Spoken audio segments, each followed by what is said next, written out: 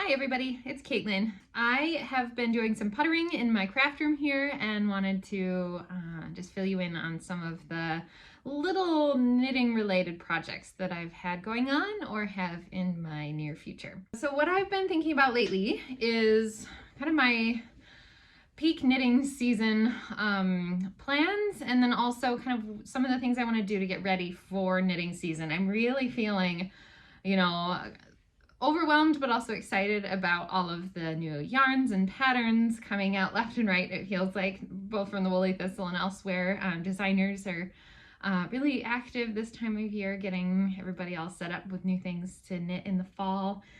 And so I've been kind of taking stock of what I have and also thinking about some of the little projects I want to do to get ready for some of the best knitting of the year.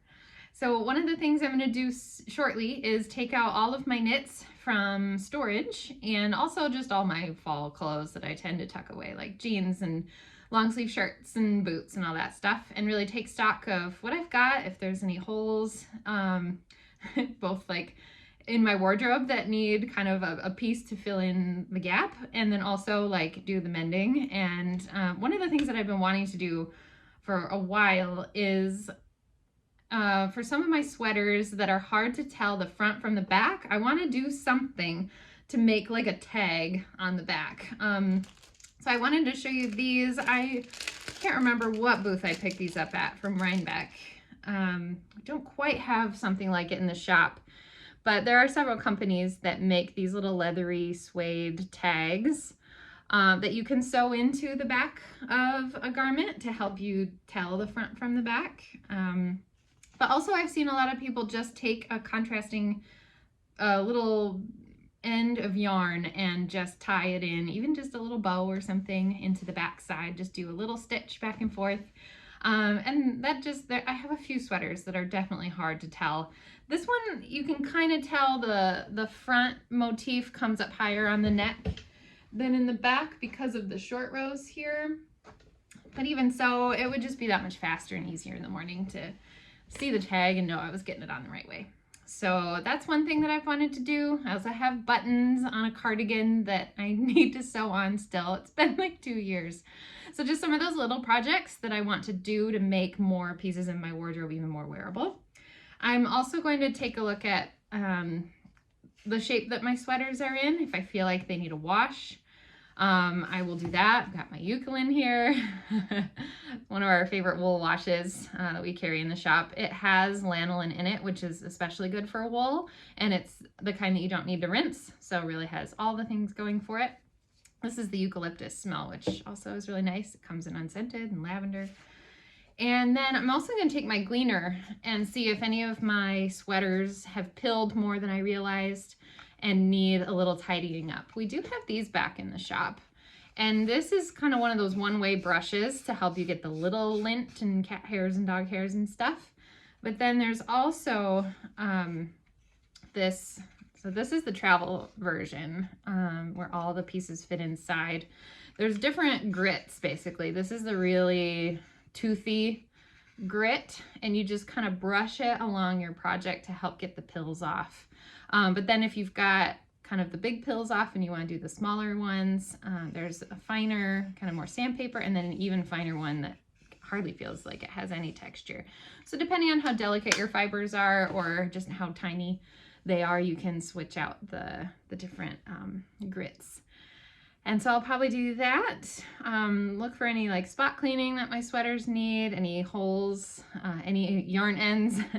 Those honestly I might just not do anything about. If there's like one I forgot in the shoulder or something, I don't know, we'll see if I get to it. But I'm going to be doing some of that sprucing. I was also thinking about all the sachets I have tucked everywhere and how these could probably use a little fluff and poke. These are the Cedar Roma packets that we carry. I just want my knits to make it through the winter.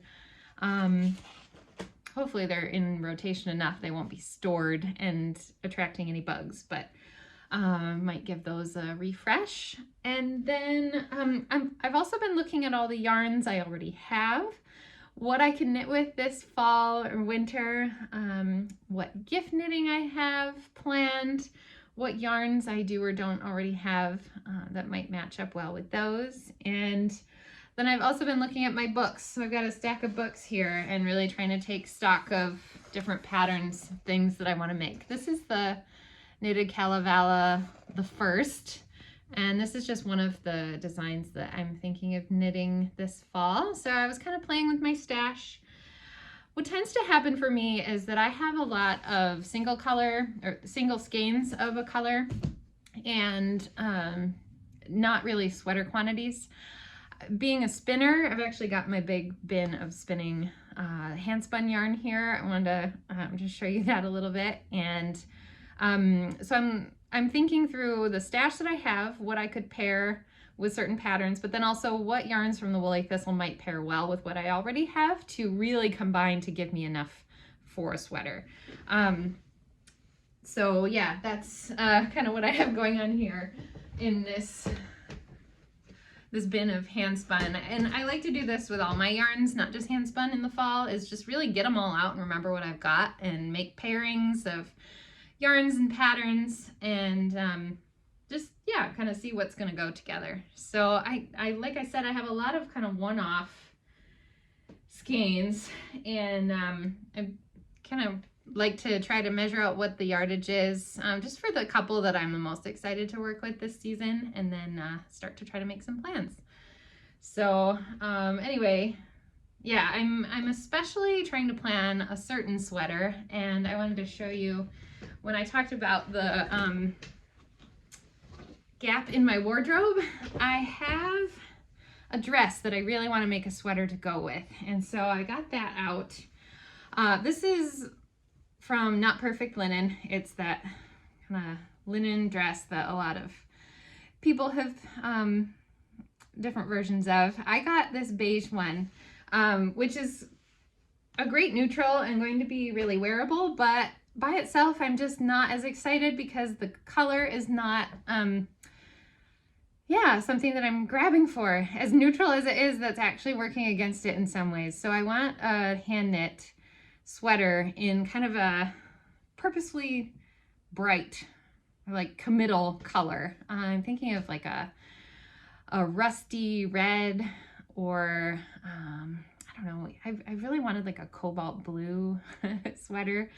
So I'm getting pieces from my wardrobe out to see if there's knitting that I can do to kind of pair it with the stuff that I do want to get wearing this fall.